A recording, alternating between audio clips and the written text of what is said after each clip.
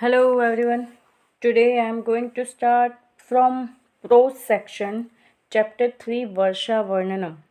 Right? Chapter 3 because 1 and 2 we have completed.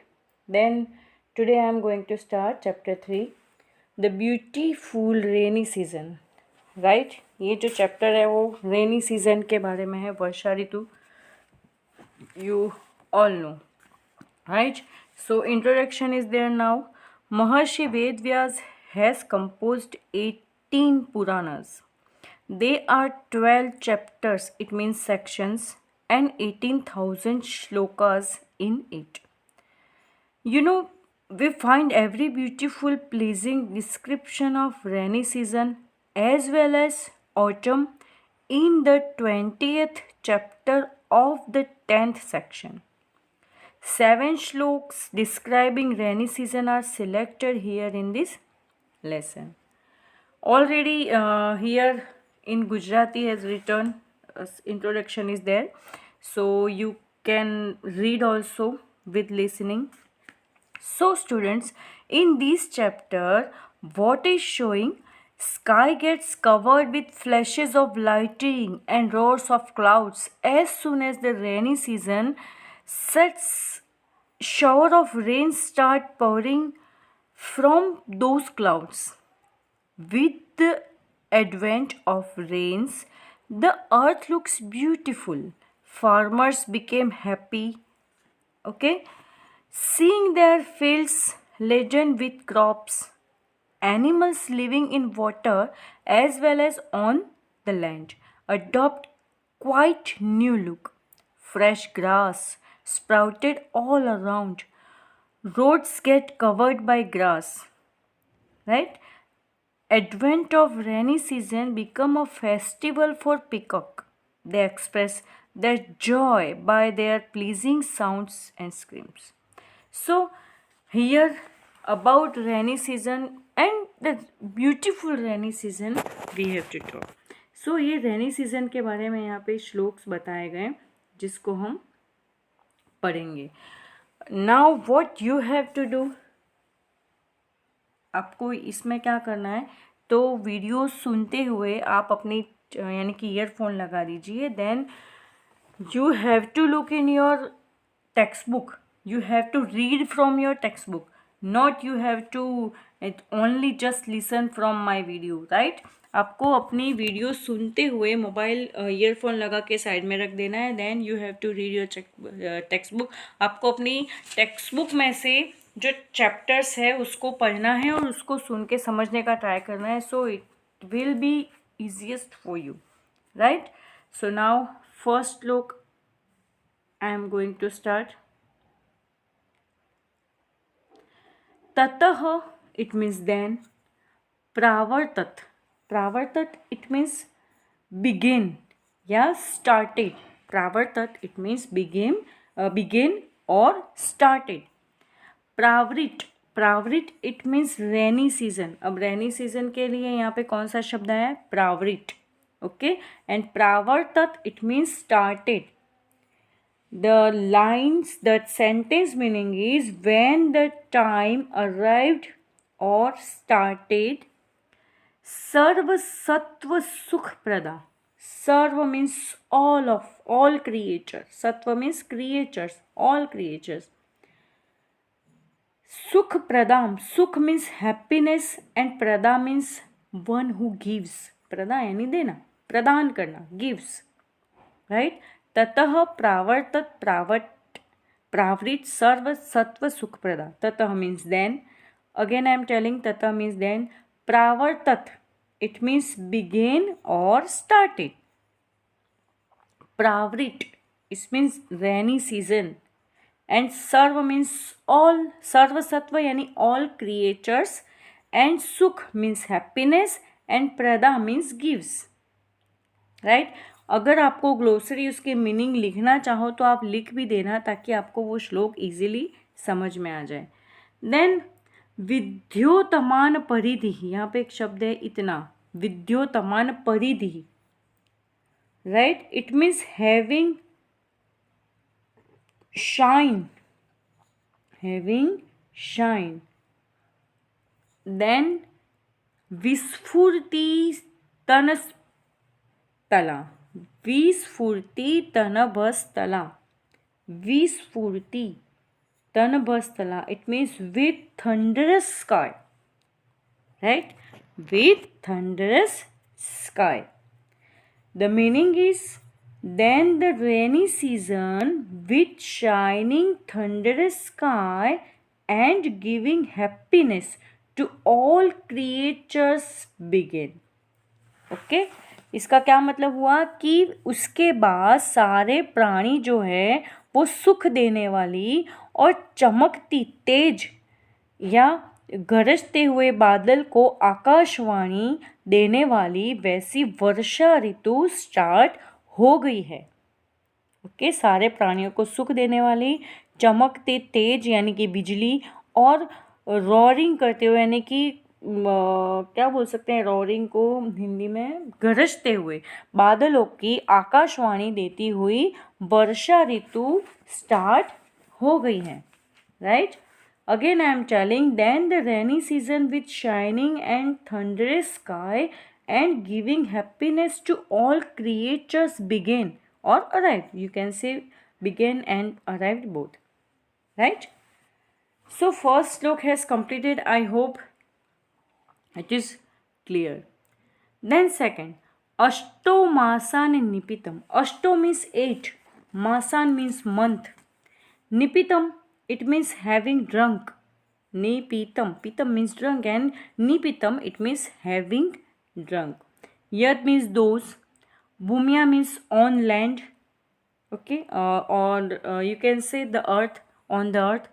Jalmayam, it means with water or form of water, या liquid in the form of water, whatever you can say. Vasu, it means wealth, right? Vasu, it means wealth. आप ये जो meaning है उसको आप सुन करके videos चालू रखो और सुन करके लिखते जाओ तो ये आपके लिए इजी हो जाएगा। देन स्वगोभी, यहाँ पे एक शब्द दे रखा है स्वगोभी, it means with its rays. स्वगोभी, it means with its rays. Then आरेबे, यहाँ पे एक शब्द दे रखा है आरेबे। आरेबे, इट मीन्स बिगेन। यहाँ पे आरब बिगेन के लिए 2 वर्ड दे रखे हैं, एक है यहाँ पे प्रावर्तत और एक है यहाँ पे आरेबे। उन दोनों का मीनिंग सेम होता है, begin, right? Bhaskara, Bhaskara, it means the sun. Here Bhaskara, Bhaskara, it means the sun. Kala, it means time. और आगते, it means came. Time आ गया। यानी इसका हिंदी में मीनिंग अगर हम देखें तो वो ये होता है कि समय आया उसके, यानी कि जब समय आया तब 8 महीने तक, अष्टो मासान यानी 8 महीने तक धरती जो है उसको पानी रूपी द्रव्य, यानी धरती में जो पानी रूपी द्रव्य है वो सूर्य ने पिया था। अष्टो मासा ने निपितम, यानी कि 8 महीने जब बीते तब भूमिया यानी भूमि का जो जलमय यानी कि जो जल है वो उसके रेज से, यानी स्वगोभी, इट मीन्स रेज, उससे भास्कर ने यानी कि सूर्य ने वो पानी पिया था। अब वो अपनी किरणों से, यानी स्वगोभी यानी अपनी किरणों से उस पानी को छोड़ने की, निपितम यानी उस पानी को छोड़ने की शुरुआत हो रही है समय के द्वारा, यानी इस रेनी सीजन के द्वारा वापस इस समय को, पानी को छोड़ने की शुरुआत हो रही है। यानी कि जब 8 महीने तक धरती का पानी रूपी जो द्रव्य है वो सूर्य ने पिया था, धरती के पानी को सूर्य ने जो एब्जॉर्ब किया था, अब वो उसकी रेज यानी उसकी किरणों के द्वारा वापस छोड़ने का समय आ रहा है, राइट। सो यू कैन से फ्रॉम इन द सेकेंड श्लोक, when the time arrived the sun started releasing water which has drunk from the earth for 8 months, right? Again I am telling, if you want to write you can write, right? Okay, when the time arrived the sun started releasing water which it has drunk from the earth for 8 months. Okay क्योंकि 8 महीने तक क्या किया था, सूर्य ने धरती से जो पानी पिया था द्रव्य के रूप में, धरती से जो पानी पिया, अब वो उसकी किरणों से वापस छोड़ने की शुरुआत कर रहा है. कब कर रहा है? During rainy season. Okay now third one, निशा मुखेशु. निशा मुखेशु, it means मुख means mouth and निशा it means night. Mouth means begin, जब हम स्टार्ट करते हैं. Eight the beginning of the night, यानी जब रात शुरू होती है उस टाइम पर, यानी कि रात्रि के प्रारंभ होने पर. ओके रात्रि के प्रारंभ होने पर. सो begin at the beginning of night. Then khadhyota. Khadhyota it means fireflies. Okay, khadhyota it means fireflies. जो उसकी पंखुड़ियाँ होती है, क्या बोलते हैं फायरफ्लाइज को हिंदी में? यू कैन से पंख. ओके देन तमसा. तमसा it means due to darkness, अंधेरे में या जब अंधेरा हो तब. भांति. भांति it means look beautiful. Okay then न ग्रह. ग्रह न मीन्स नॉट एंड ग्रह मीन्स लाइक प्लैनेट, जो ग्रह होते हैं हमारे प्लैनेट वो. यथा मीन्स लाइक दैट. पापेन इट मीन्स सीन, जो पाप होते हैं सीन. पाखंडा. पाखंडा it means the deceitful people, जो कपटी पीपल जिसको बोलते हैं, डिजिटफुल पीपल. तो पाखंडा it means the deceitful people. न ही वेदा. वेदा means our Veda. Okay then कलयुगो. कलयुगो मीन्स इन द कलयुग, ये जो हमारा age of immorality and sin, जहाँ पे कलयुग में ज़्यादा होते हैं. आपको पता होगा कि कलयुग के बारे में मैं युग के बारे में मैं आपको बताऊँ तो द्वापर युग, त्रेता युग, देन अभी जो हमारा चल रहा है वो है कलयुग, जहाँ पर ओनली इमोरलिटी होती है एंड सीन्स यानी कि पाप, करप्शंस, रेप, देन चोरी. ओके तो ये सारी चीज़ें जहाँ पर होती है उसको हम बोलते हैं, ये जो हमारा चल रहा है वो होता है कलयुग.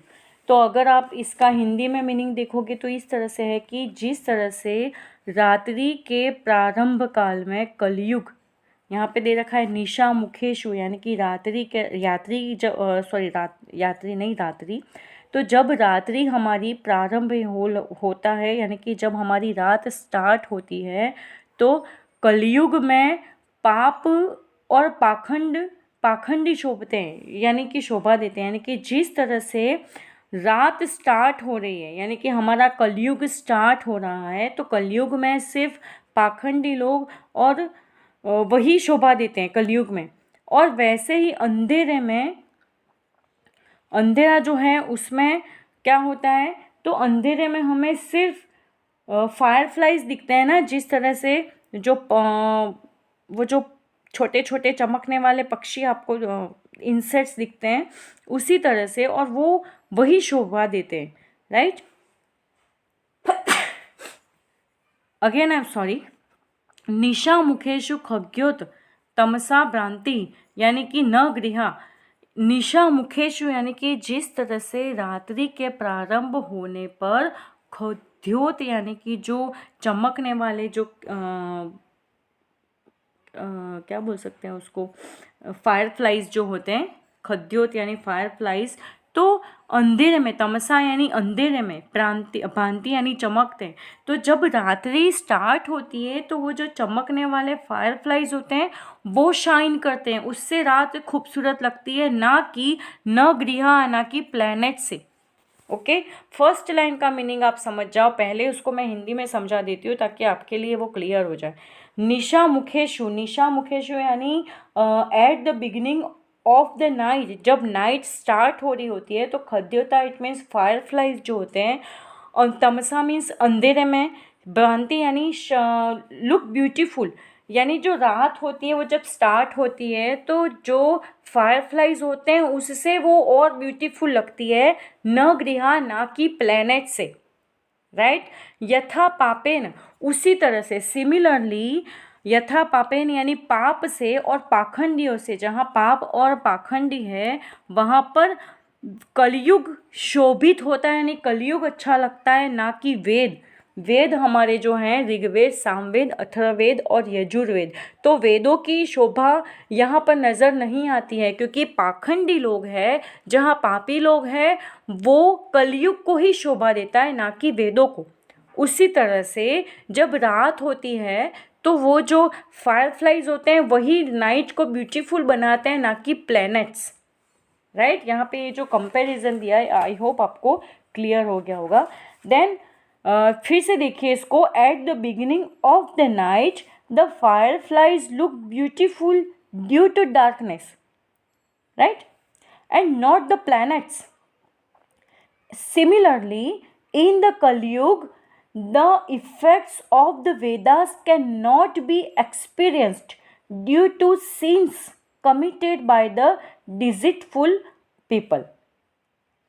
Okay, so here the fireflies glowing at beginning of the night are compared with the deceitful people, and the planet which cannot see are compared with the Vedas. You have to understand, students. See, here the fireflies glowing at the beginning of the night and compared with the deceitful people, and the planet which we cannot see are compared with the Vedas. I hope आपको ये श्लोक clear हो गया होगा अब. Now fourth one, क्षेत्राणि सस्य संपत्तिः कर्षिकाणां मुदं ददु धनीनां तापं च देवाधिं जानताम्. पहले आप उसके मीनिंग देखिए. क्षेत्राणि it means field, field it means खेत.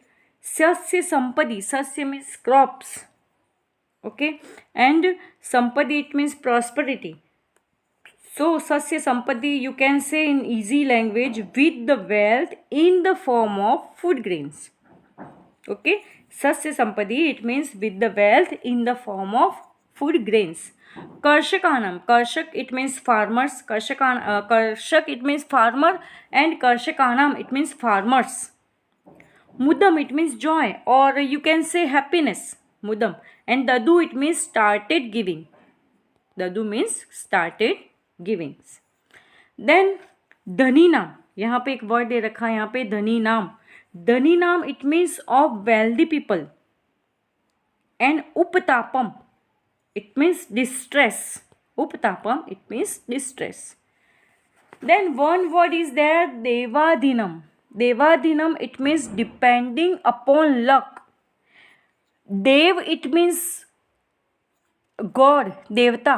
It means our god, right, जैसे राम, लक्ष्मण, राम, शिवा, विष्णु, गणेशा. देव only if here you can say देव. देव it means god, but here you can say, here you can see दैव. दैव it means luck. You can see here difference between Dev and Dev. Dev it means God. Only one matra is there, Dev. But here two matra is there, Dev. Dev it means luck. Okay. So Deva Adhinam. Adhinam it means depending. And Dev it means Dev it means bhagya, luck, नसीब, किस्मत. जो भी शब्द से आपको समझ में आता हो आप समझ लीजिए. So Deva Adhinam it means depending upon luck. Then one word also is there, Ajanatam.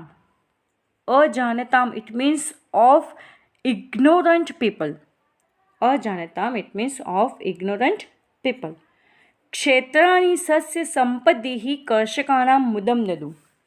इसका मीनिंग ये होता है कि the field with the wealth in the form of food grains started giving joy to farmers, right. यानी कि जो किसान होते हैं वो धान्य रूपी, धान के रूप में जो संपत्ति होती है उससे हमें खुशियाँ, जॉय मीन्स हमें खुशियाँ देना उन्होंने स्टार्ट किया। क्यों? क्योंकि किसान हमें फसलों के रूप में एक प्रॉस्पेरिटी दे रहे हैं। अगर फसलें नहीं होगी, अनाज नहीं होगा तो हम खाएंगे क्या, हम जिएंगे कैसे?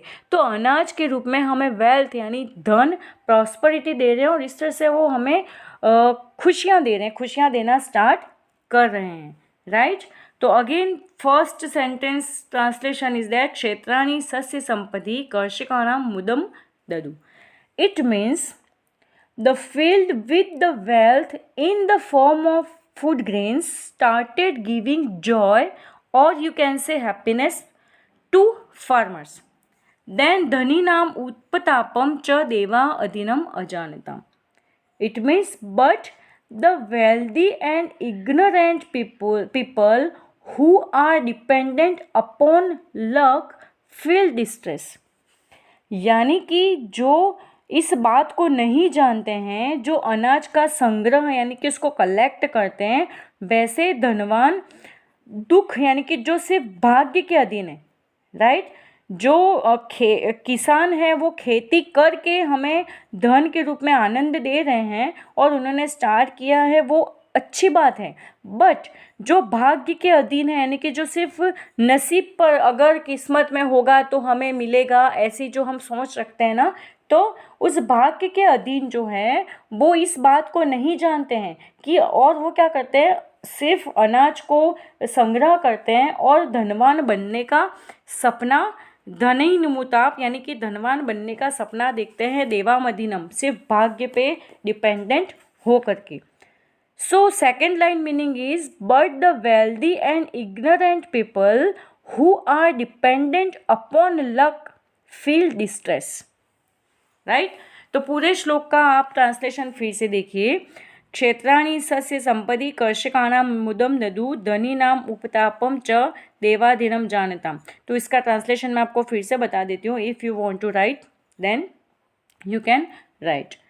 The field with the wealth in the form of food grains started giving joy to farmers. The second line translation is, but the wealthy and ignorant people who are dependent upon luck feel distress. Okay, now I will move on. Shlok number 5. Sorry. Jalas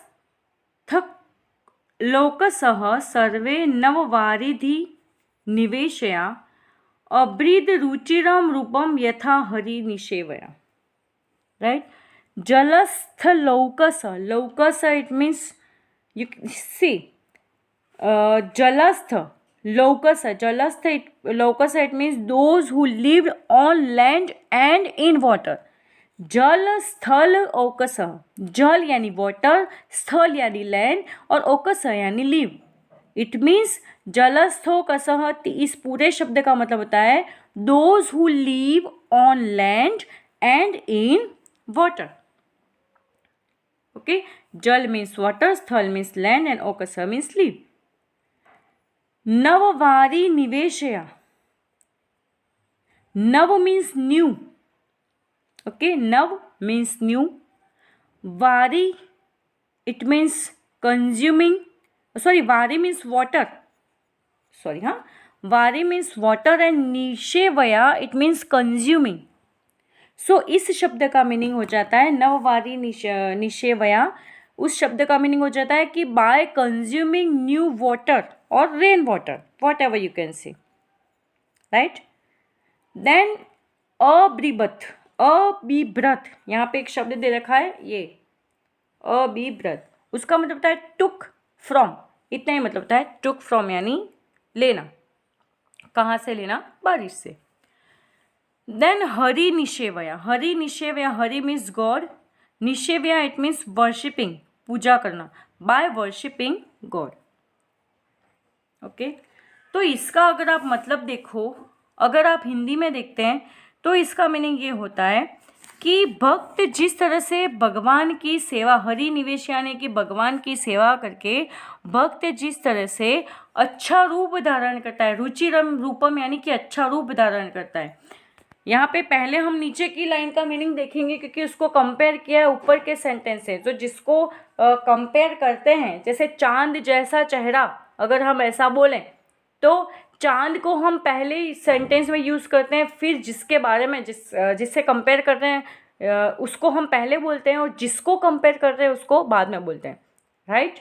जैसे हम बोलते हैं कि अमिताभ बच्चन जैसा voice, तो voice को हम बाद में बोलते हैं, लेकिन जिसके साथ कंपेयर कर रहे हैं उसको हम पहले बोलते हैं। तो यहाँ पर हम देवताओं की भक्ति को कंपेयर कर रहे हैं, इसीलिए हम इस सेंटेंस को पहले पढ़ेंगे।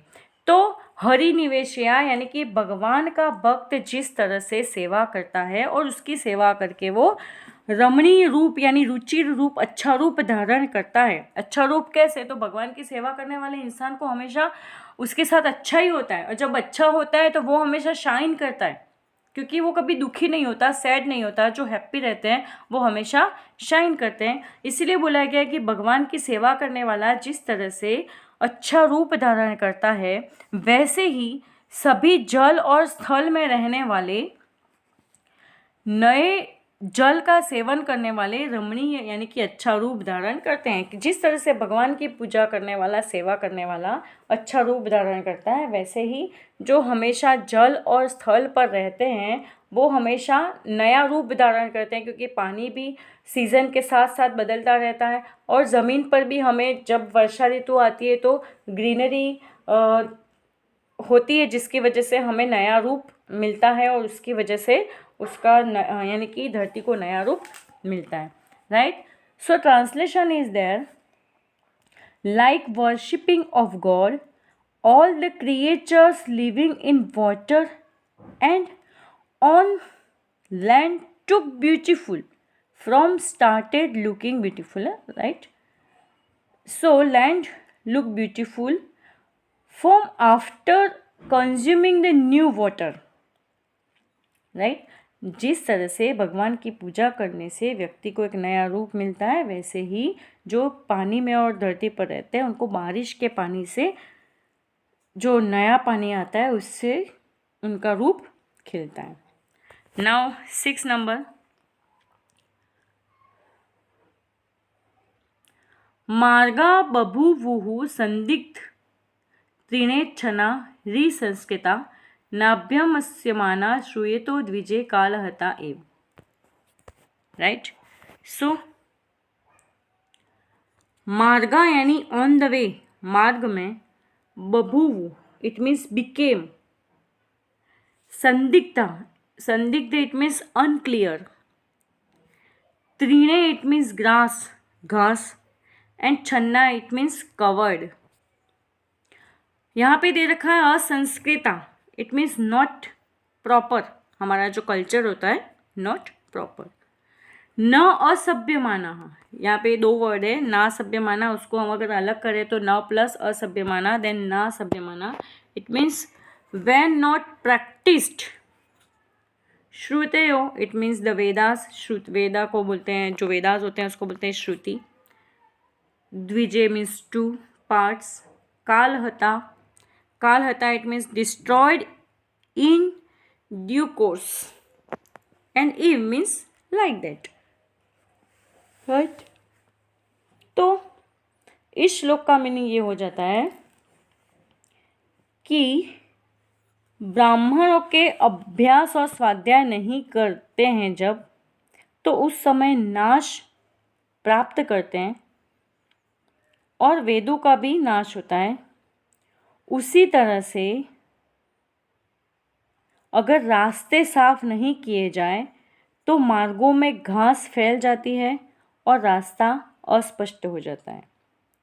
अगेन आई एम टेलिंग, मार्गो बभूव, राइट। मार्ग जो होता है वो बभूव यानी बिकेम, मार्ग रास्ता अच्छा नहीं रहता है जब संदिग्ध इट मीन्स अनक्लियर, त्रिनोच्छना यानी कवर्ड विद घास, जब हमारा जो वे होता है वो घास और अनक्लियर जब वे होता है तो उससे प्रॉपर नहीं रहता है कौन, रास्ता। किस तरह से, वैसे ही जब ब्राह्मणों का अभ्यास यानी कि द्विजे, द्विजे मीन्स ब्राह्मण, द्विजे मीन्स ब्राह्मण, तो ब्राह्मणों ने अपना स्वाध्याय नहीं किया होता है तब वो वेदों तक नहीं पहुंच पाते हैं, राइट। श्रुतयो, श्रुतयो it means the Vedas.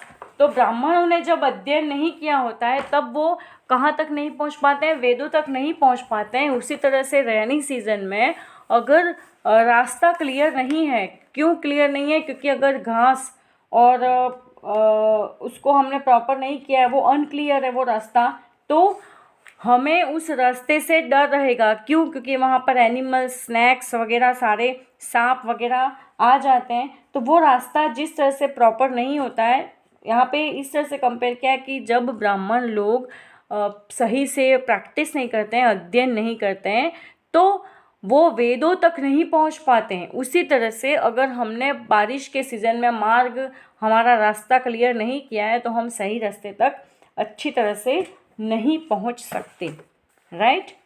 Then the translation is there, when the path covered with grass are not cleared they are forgotten.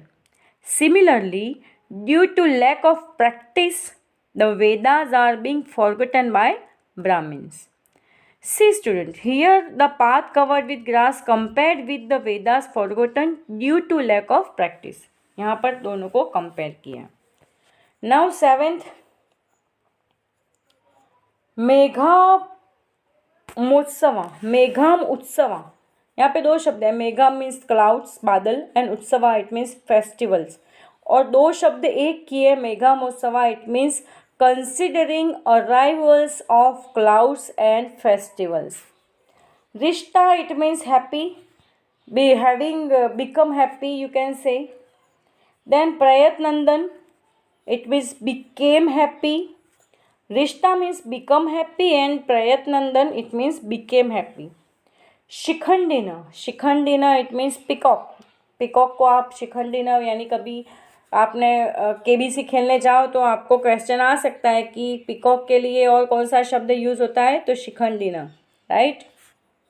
मैं तो यही चाहूँगी कि आप आगे बढ़ें और अपना नाम रोशन करें, इसीलिए मैंने आपको ये एग्जांपल दिया।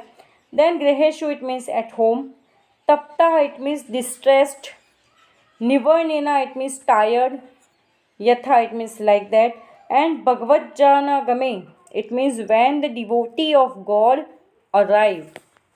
ओके, तो इस श्लोक का अगर आप मतलब देखें तो इस तरह से होता है कि जिस तरह से भगवान भक्त का आगमन होता है तब थका हुआ और दुख से, यानी कि थका हुआ होता है फिर भी वो उस घर का आनंद फील करता है, यानी कि यथा भगवत दामनी, यानी कि भगवान जो होता है, भक्त जब भगवान का आगमन होता है, यानी कि जब भगवान आते हैं तो भक्त कितना भी थका हुआ होता है वो आनंद फील करता है। वैसे ही बादलों के आगमन से, यानी कि जब हम, बरसात तो होती ही नहीं है पर सिर्फ हम बादलों को देखते हैं तो भी हम ऐसे नाच उठते हैं, जिस तरह से मोर नाच उठता है वैसे ही हम नाच उठते हैं और खुशियाँ, उत्सव मनाने लगते हैं, right. See, when the devotee of God arrive, the distressed and tired family men feel happy. Similarly, the peacocks who consider the arrives of cloud as festival become happy. See student, here the peacocks beginning happy by the arrival of clouds are compared with the distressed and tired householders, right? तो यहाँ पे ये जो comparison है, I hope आपको ये clear हो गया होगा। Now chapter is over, then exercise. Okay, first question, कीदृशी प्रावट प्रावर्तत, सो आंसर इज सी। भास्कर भूम्या कीदृशी वसु पिबती, then answer is B. ये already I have explained, so you can understand. Then question number 3, कलो युगे पापेन के भांति, then पाखंडः, it means B. सस्य संबद्धि क्षेत्राणि केषां मुदं ददु, देन आंसर इज कर्षकाणां बाय फार्मर्स. वर्षाकाले मार्गा कीदृशा भवन्ति? आंसर इज सी संदिग्धा.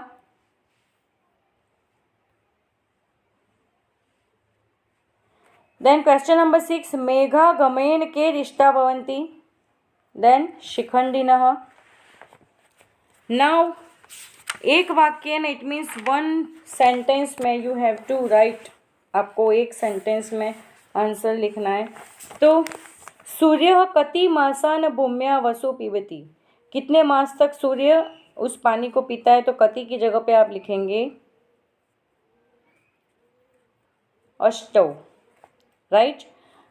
देन क्वेश्चन नंबर 2 निशा मुखेन सॉरी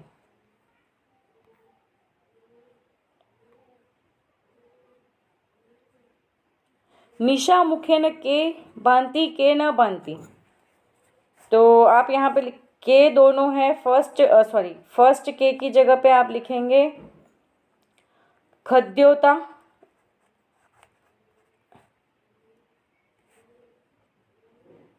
कोमा तमसा ग्रहा न बनती.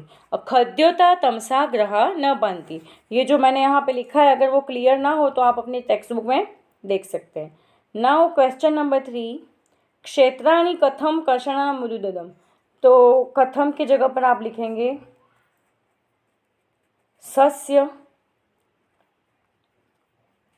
संपद्भिः. राइट.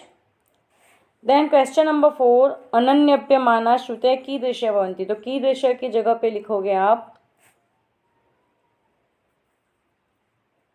कालहता इव संदिग्धा. कालहता इव संदिग्धा. Now answer the following question in English. Question number 1 how does the sky look when the rainy season arrives? The answer is when the मैं इसको धीरे धीरे बोल रही हूँ. if you want to write you can write. When the rain arrives the sky is covered with lightning and thunderstorm with give happiness to all creature. Then question number 2 with what the glowing of firelights is compared? The glowing of firelights is compared with the sins committed by the deceitful people. Right. Then question number 3 who feels distress seeing the fields covered with crops? Why? The answer is seeing the fields covered with crops the ignorant wealthy people who are dependent upon luck feel distress. Then question number 4 how do the path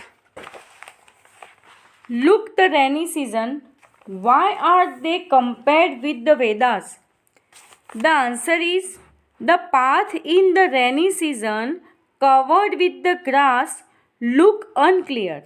They are compared with the Vedas as the Vedas are also forgotten due to lack of practice. Question number 5 with whom do the happy peacock resemble? The answer is the happy peacock resemble householders. Right.